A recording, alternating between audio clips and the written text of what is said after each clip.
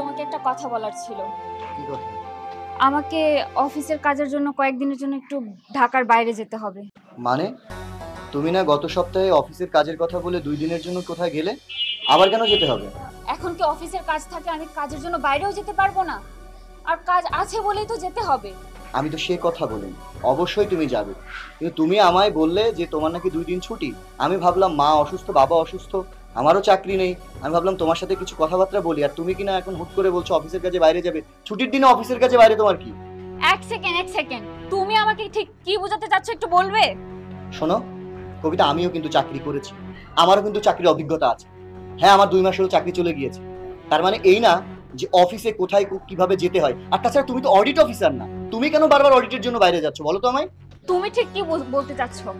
আমি কি ইচ্ছে করে যাচ্ছি? অফিসের বস যদি আমাকে যেতে বলে এই চাকরিটা বাঁচিয়ে রাখার জন্য আমাকে যেতে হয়। আর তুমি কি করে বুঝবে? চাকরি তো করতে সেই কেমিক্যাল কোম্পানিতে। তুমি তো আর জানো না যে কর্পোরেট অফিসে কি করতে হয় আর কি না করতে হয়। কবিতা, এবার তুমি থামো, অনেক কথা বলেছো। তোমার কি মনে হয় আমি সারা জীবন বেকার ছিলাম, আমি এই সংসার চালাইনি? তোমার একটা চাকরি হয়েছে, তার জন্য তুমি এতগুলা কথা শোনাতে পারলে? এই শোনো, বড় বড় লেকচার মারা না অফ করো। এই চাকরিটা করেই না তোমারই মা বাবা সবাইকে ওষুধপত্র খাওয়াতে হয়, এই পুরোটা ফ্যামিলিকে আমাকে পালতে হয়। আর তুমি, তোমার তো দাড়ি কাটার টাকাটা পর্যন্ত আমাকে দিতে হয়। এবার যদি এই চাকরিটা চলে যায় তাহলে কি আমি ভিক্ষা করে এই সংসারটা চালাবো? নিজে তো একটা চাকরি করার মরদ নেই, কবে চাকরিটা গেল? একটা চাকরি জোগাড় করতে পারলে না এতদিনের মধ্যে তুমি? কবিতা, তুমি যেটা বলছো না মাত্রাতিরিক্ত বলছো। আমারও কিন্তু একটা চাকরি ছিল, আজ 3 মাস হলো আমার চাকরিটা চলে গিয়েছে, এবং কেন চাকরি চলে গিয়েছে সেই জিনিসটা তুমি কিন্তু খুব ভালো জানো। আমি বাধ্য হয়েছি চাকরিটা ছাড়তে, তার কারণ আমি যে কেমিক্যাল ফ্যাক্টরিতে চাকরি করতাম সেখানে আমার শ্বাসকষ্ট হতো, আমার কষ্ট হতো, আমি চাকরি করতে করতে এতদিন হয়তো মরে যেতাম। কিন্তু আজকে তোমার কথা শুনে আমার কি মনে হচ্ছে জানো? আমার ওই চাকরি ছাড়াটা মোটেও উচিত হয়নি। ওই চাকরি করতে করতে শ্বাসকষ্ট নিয়ে যদি আমি মরেও যেতাম, আজকে আমার বউয়ের মুখে এতগুলা কথা আমার শুনতে হতো না। হয়েছে, অনেক নাটক করেছো, তোমার এই একই নাটক আমি অনেকবার দেখেছি। কোথায় আমি এই সংসারটা এত কষ্ট করে চালাচ্ছি, আমাকে একটু সাপোর্ট করবে, আমাকে মাথায় তুলে রাখবে কিনা তুমি আমাকে সন্দেহ করছো? ছি, এবার না আমারই ঘৃণা হচ্ছে। আর এক সেকেন্ড, আমি এবার তোমার কাছে কেন পারমিশন নিতে এসেছি বলো তো? যাকে আমি নিজে বসিয়ে বসিয়ে খাওয়াচ্ছি, আমার টাকায় গিলছে সে নিজে, তার কাছ থেকে আমি পারমিশন নিতে এসেছি। কোথায় ভাবলাম অফিস থেকে এসেছি তোমাকে একটু জানিয়ে দেই, আসলে উচিতই হয়নি তোমাকে জানানো। থাকো তুমি, বিরক্তিকর। কবি,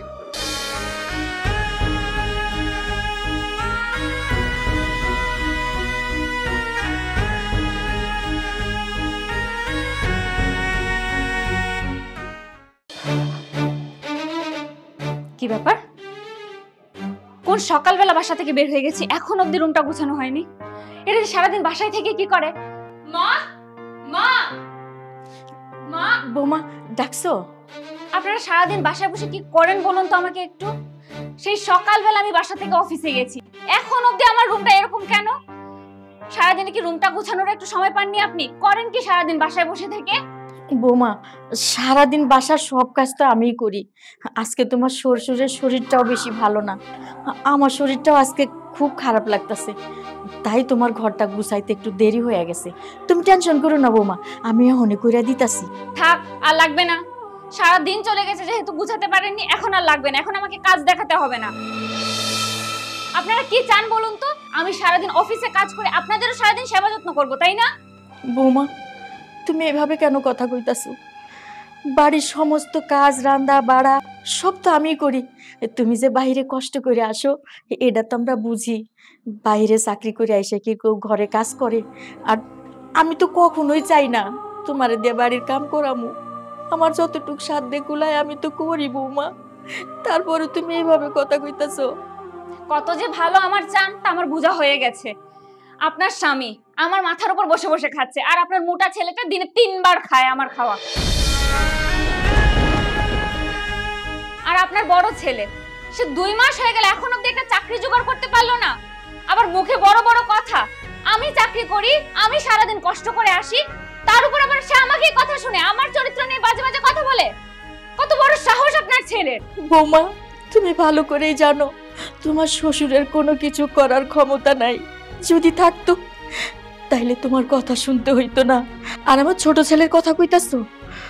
ও তো বাড়ির বাজার সদাই থেকে সব কিছু করে। তোমার জুতা পরিষ্কার করা, কালি করে আনা, সেলাই করে আনা, যখন যা কও তাই তো আমার ছেলেটা করে বৌমা। আর আমার বড় ছেলে, ও তো জান পরান দেয়া চাকরি খুঁজতাছে। একটা কিছু নিশ্চয়ই হইব বৌমা, একটু ধৈর্য ধরো। আপনি কি বলতে চাচ্ছেন? তার মানে আমি আপনাদেরকে দিয়ে সারাদিন শুধু কাজই করাই আর আমার কোনো পরিশ্রম হয় না? শুধু আপনারাই সারাদিন পরিশ্রম করেন, তাই না? আর হ্যাঁ, আপনার যে মোটা ছেলেটা আছে না, সারাদিন তো শুধু খাই খাই করে, খাওয়া পেলে আর কিচ্ছু লাগে না। এত টাকা কোত্থেকে আসে সেই হিসাব রাখেন? হয়েছে, এবার দয়া করে আমার রুমটা একটু গুছিয়ে দিন, আমি একটু ফ্রেশ হয়ে আসছি। উফ, আমি আর পারছি না, আমার এই বাসাতে থাকতে আর বিরক্ত লাগছে। এই নাও, আজকে তোমার জন্য মাছের মাথা ডানছি, খাও। কয়দিন ধরে তো কিছু খাইতেই পারো না, মুখে রুচি নাই। এটা দিয়ে খায় দেখো তো মুখে রুচি আসে নাকি। একটু ঝোল নাও।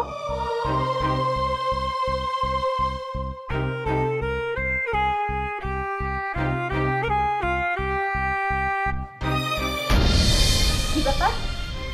আপনি ওনাকে এই মাছের মাথাটা কেন দিয়েছেন? বৌমা, কয়টা দিন ধরে তোমার শ্বশুরের শরীরটা ভালো না, মুখে রুচি নাই, তাই মাথাটা দিছি। মুরব্বী মানুষ তো, যদি তোকে ভাত খাইতে পারে।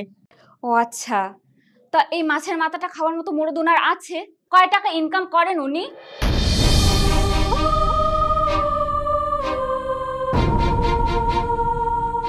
বৌমা, যাই হোক, উনি তো তোমার শ্বশুর। আমি যে সারাদিন খেটে খুটে বাসায় আসলাম, কই আমাকে তো কখনো আপনি মাছের মাথাটা দিলেন না।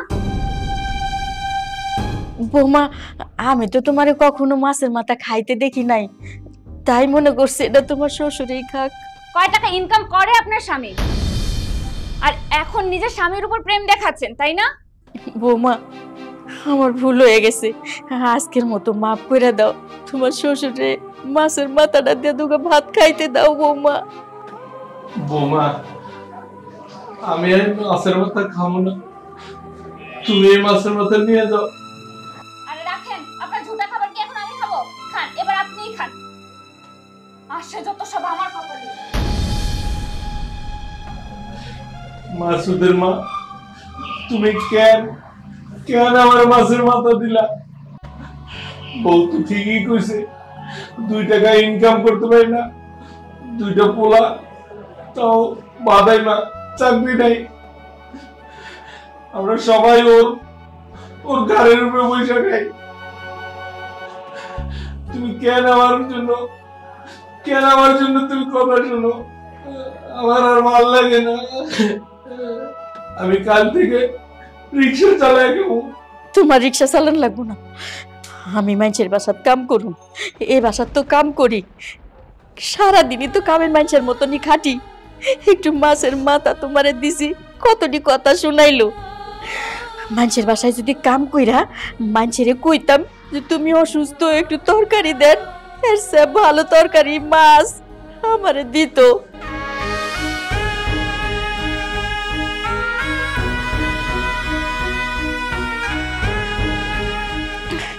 তুমি খাও তো, যা হবার তো হইছেই, যা কখনোর তো কইছেই, খায় নাও। না মাসুদের মা, আমার এই খাবার গলা দিয়ে নামবো না, আমি আর এই খাবার খাবো না। তোমার তো শরীর এমনি ভালো না, কেমনে থাকবা এমনি? তুমি যদি বিছনাত পড়ে যাও তাহলে আমি কি করবো, কয় দিকে সামলামু? আমার বড় ছেলেটা চাকরি নাই, ছোট পোলাটা অবুঝ, আমি আর কি করুম আল্লাহ।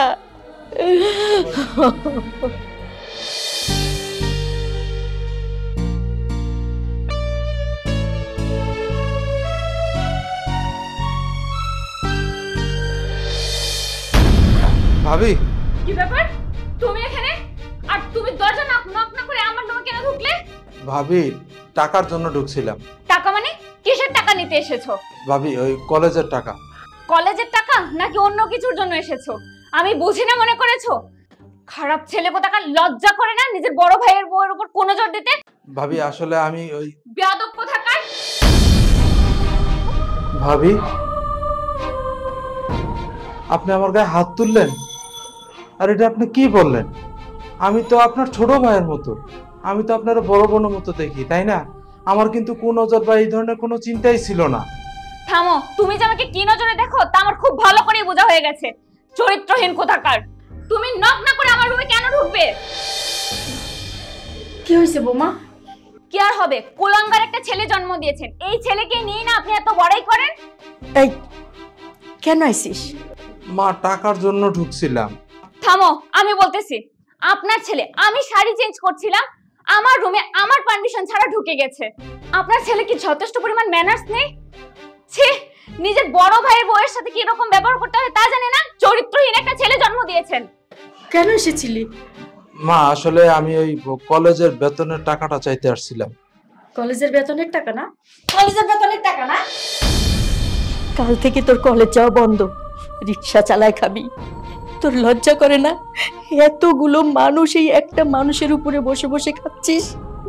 তোর জন্য, আজকে তোর জন্য ওর এত বড় সাহস, তোর জন্ম তুলে কথা কয়। আরে তুই তো সহজ সরল, বুঝিস না, না বুঝে একটা কাজ করে ফেলিস, তাতেই তো দোষ হয়ে যায়। যা যা এখান থেকে, যা বলছি যা। বৌমা, আমি তোমার কাছে ওর হয়ে ক্ষমা চাচ্ছি বৌমা।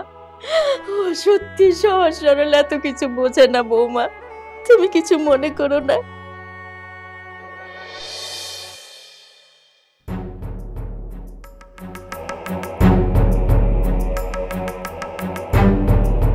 যত সব। উফ, আমার কপালে যে এগুলো কোথা থেকে জুটে গেল, আর পারছি না, একদম অতৃষ্ট হয়ে পড়েছি।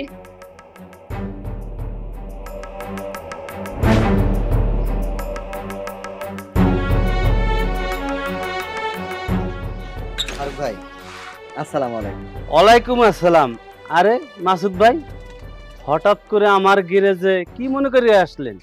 না মানে ভাই, ওই একটা বিষয়ে আপনার সাথে কথা কইতে আসলাম। কি কথা ভাই, বলেন। মানে আমার একটা রিক্সা লাগতো। রিক্সা লাগবে তো? রাস্তায় তো রিক্সা আছে, ডেকে দি। না মানে আমি জানতে চাইতেছিলাম, যারা আপনাদের এই গ্যারেজ থেকে রিক্সা নিয়ে রিক্সা চালায় তাদের আসলে প্রতিদিন কত টাকা ইনকাম হয়, এটা যদি আমারে কইতেন। এইটা যাই আপনি কি করবেন? আছে ভাই, আমি আপনার পরে কইতাছি, একটু কন না, একটু শুনি। কত আর হইব, 1000-1200 ইনকাম করে, খরচ মরচ বাদ দিয়া এই 800-900 টাকা থাকে আর কি। তার মানে একটা রিক্সাওয়ালা মাসে 30,000 টাকা ইনকাম করে, খরচ খরচা বাদ দিলে 25,000 টাকা তো থাকে। ভাই, তা আমারে হঠাৎ করে এই জিজ্ঞেস করলেন, কি ব্যাপার? না মানে ফারুক ভাই, আপনি যদি আমার একটা রিক্সা দিতেন তাহলে আমি নিজেই চালাইতাম। কি কন? আপনি শিক্ষিত পোলা, লেখাপড়া কইরা মানুষের মতন মানুষ হইছেন, এখন আপনি রিক্সা চালাবেন? এই যে আমরা রিক্সা চালাই, প্যাসেঞ্জারে বাপ মা তুইলা গালি দেয়, তারপরে এই কষ্ট সহ্য করে আমরা রিক্সা চালাই। ভাই, আপনি এই রিক্সা চালাইতে পারবেন না, তার চেয়ে আপনি চাকরি করেন, এইটাই ভালো হবে আপনার জন্য। আপনি ঠিক বলছেন। ঠিক আপনাদের যেমন প্যাসেঞ্জারেরা মানুষ মনে করে না, তেমনি আমাদের মতো বেকার যারা অনার্স মাস্টার্স কমপ্লিট কইরা 30টা বছর কষ্ট করে লেখাপড়া শিখা মানুষ হইতে চাইছে না, এদের আসলে এই সমাজের মানুষ মানুষ মনে করে না। কেন মনে করে না জানেন? তার কারণ আমার যে চাকরি নাই, আমি যে বেকার। আর এত লেখাপড়া কইরা কষ্ট কইরা আজকে 30টা বছর কি হয়েছে, কি পাইছি? কিছুই পাই নাই। আজকে একটা চাকরির জন্য গেলে 10 থেকে 12,000 টাকা বেতন দিতে চাই, কিন্তু আপনি কইলেন একটা রিক্সাওয়ালা প্রতিদিন 1000-1200 টাকা ইনকাম করে। আপনার কি মনে হয় না আমাদের মতো শিক্ষিত মানুষের চাইতে রিক্সাওয়ালার অনেক ভালো আছে? আমরা আমরা চাকরি কইরা একটা সংসার চালাইতে পারি না। আত্মীয় স্বজন, এমনকি নিজের রক্তের ভাই বোন মা বাপ, এরাও আমাদের পাশে থাকে না। নিজের বউ পর্যন্ত পর হয়ে যায়। ভালোবাসা বলে এই দুনিয়ায় কোনো কিছু নাই। যার টাকা আছে তার সব আছে। বেকার মানুষের জীবন কোনো জীবন না। খবরে পত্রিকার পাতায় প্রতিদিন কি দেখতেছি জানেন? শিক্ষিত মানুষজন চাকরির অভাবে বেকারত্ব ঘুচানোর জন্য রাগে ক্ষোভে তাদের স্বপ্নের সার্টিফিকেট আগুন ধরিয়া পুরাই দিতেছে। কেন দিতেছে জানেন? কারণ তার স্বপ্ন বলে তো কিছু নাই, সবকিছু তো আগেই পুরা অঙ্গার হয়ে গেছে, ছাই হয়ে গেছে। এই জন্য আমি মনে করছি আমি শিক্ষিত না, আমি মানুষ হয়ে বাঁচতে চাই। এই দুনিয়ায় টাকা ছাড়া কেউ আপন না। ভাই আপনি আমার একটা রিক্সার ব্যবস্থা কইরা দেন ভাই, আমি পারুম। যত কষ্টই হোক অন্তত পক্ষে মাস গেলে যদি 25,000 টাকা ইনকাম করে ঘরে ফিরে যায় না, ঘরের মানুষ আপন হইব। আর যখন একটা টাকা না নিয়ে ঘরে ফিরুম তখন ঘরের মানুষ আপন হইব না। ভাই আপনি আমার একটা রিক্সা ম্যানেজ করে দেন। মাসুদ ভাই, আপনি টেনশন করেন না, গাড়ি ঠিক কইরা তারপর আপনারে জানাবো। এখন যান। আচ্ছা ভাই, আসসালামু আলাইকুম। হায় রে মানুষ।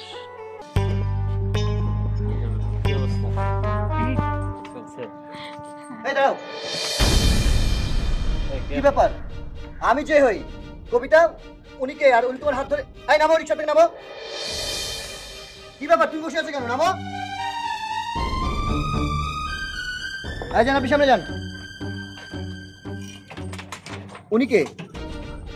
আসলে ও হচ্ছে আমার অফিসের কলিগ, আমরা একই সাথে একই অফিসে জব করি। তোমার না আজকে অফিস অফ ডে? তুমি অফিসে যাওয়ার নাম করে একটা পরপুরুষের হাত ধরে কোথায় যাচ্ছ? কি ব্যাপার কবিতা? উনি কে? তোমাকে এভাবে ফোর্স করতেছে কেন? আপনি কেন কথা বলছেন? আমরা হাজবেন্ড ওয়াইফ কথা বলছি, এখানে তৃতীয় পক্ষ কথা না বললেই ভালো হয়। কবিতা, তুমি যেটা করছো সেটা কিন্তু ঠিক না, সেটা পাপ। কোনো কথা না বলে চুপচাপ আমার সাথে বাসায় যাবে। ও, আপনি তাহলে সেই বেকার স্বামী যে কিনা বউয়ের টাকা খেয়ে ফুটানি করে বেড়ান। কার সাথে বউ ঘুরলো না ঘুরলো এটা তো আপনার নজরে পড়লো, কিন্তু বউয়ের টাকা যে বসে বসে খান মিয়া, এটা আপনার নজরে পড়ে না? তোমার সামনে একটা অপরিচিত মানুষ তোমার স্বামীকে নিয়ে কটু কথা বলছে, আর তুমি কিনা সেটা চুপচাপ গিলছো। তাহলে কি করব? আর ও তো একটাও মিথ্যা কথা বলছে না, ও যা বলছে একদম ঠিক কথা বলছে। বেয়াদব মেয়ে! তোমার এত বড় সাহস, তুমি আমার গায়ে হাত তুললে? হ্যাঁ, গায়ে হাত দিয়েছি, ঠিক করেছি। তোর এত বড় সাহস, আজকে তো মেরেই ফেলবো। তোর গায়ে হাত দিছে আমার সামনে। কবিতা, এই তোমার ভালোবাসার নমুনা? তোমার সামনে একটা বাইরের মানুষ তোমার হাজবেন্ডের গায়ে হাত দিয়েছে, আর তুমি কিনা সেটা চুপচাপ সহ্য করলে? বাহ, চমৎকার। কাপুরুষ, তোর সংসার আমি আর করব না। তুই রাস্তার মধ্যে আমার গায়ে হাত তুললি। হ্যাঁ, আমি কাপুরুষ। এতদিন পরে আমি বুঝতে পেরেছি যে আমি একটা কাপুরুষ। তার কারণ কি জানো? তার কারণ আমি তোমাকে ভালোবেসে বিয়ে করেছিলাম, আমার সংসারে এনেছিলাম লক্ষ্মী বউ মনে করে। এখন দেখছি তোমার ওই দু চোখে রঙিন চশমা পরে আমাকে যা দেখিয়েছে না, তা ছিল ছলনা, বেইমানি। ছি কবিতা, ছি, এই তোমার ভালোবাসা? আমার মা, আমার বাবা আমাকে প্রত্যেকদিন বারবার করে বলেছে বিয়ের আগে যে তুই একটা গ্রামের মেয়ে দেখে বিয়ে কর। আমি তাদের কথা শুনিনি। আমি ভেবেছিলাম তুমি আমাকে ভালোবাসো, তুমি একটা শিক্ষিত মেয়ে। আর আজ কিনা অন্য একটা মানুষ তোমার সামনে আমার গায়ে হাত দিল, আর তুমি সেটা চুপচাপ সহ্য করলে। তো কি করবার? হ্যাঁ, ও তো সামান্য তোর গায়ে হাত দিয়েছে, তোর মতো পুরুষকে তো জুতো দিয়ে মারা উচিত। তুই বাসায় যা, আমি আর এই ব্যাপারে এখানে তোর সাথে একটা কথাও বলতে যাচ্ছি না। যা এখান থেকে। এই চলো তো।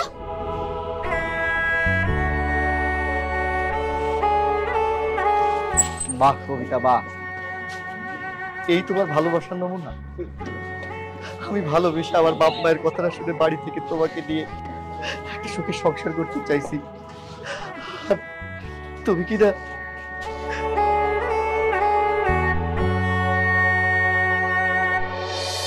কবিতা? সকালে তোমার সাথে আর তোমার কলিগের সাথে রাস্তার মধ্যে সিন ক্রিয়েট করাটা আমার ঠিক হয়নি, সরি। আমি আমার ডিসিশন নিয়ে নিয়েছি, আর আমি আজকে আমার বাবার বাড়ি চলে যাচ্ছি। কালকে সকালের মধ্যে তুমি ডিভোর্স পেপারটা পেয়ে যাবে।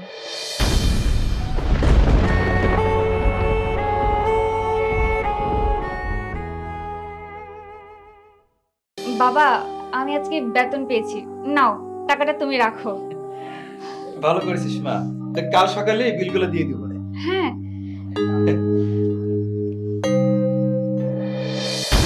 বাহ, বেতন পাইতে না পাইতে বাপের হাতে সব টাকা দিয়ে দিলি। এই তোর গার্ডিয়ান আমি না তোর বাপ?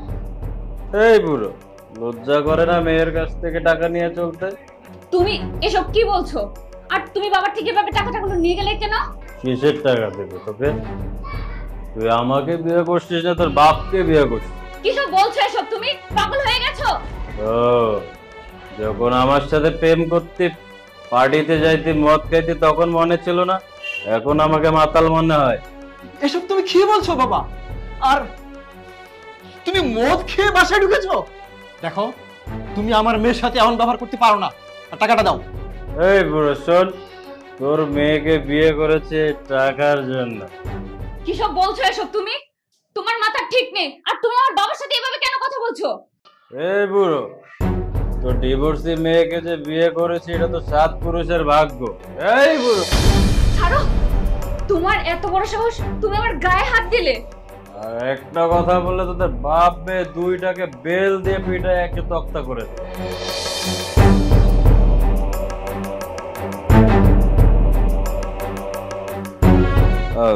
Sonia.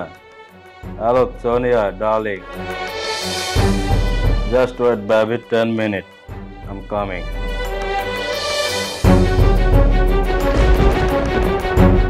বাবা,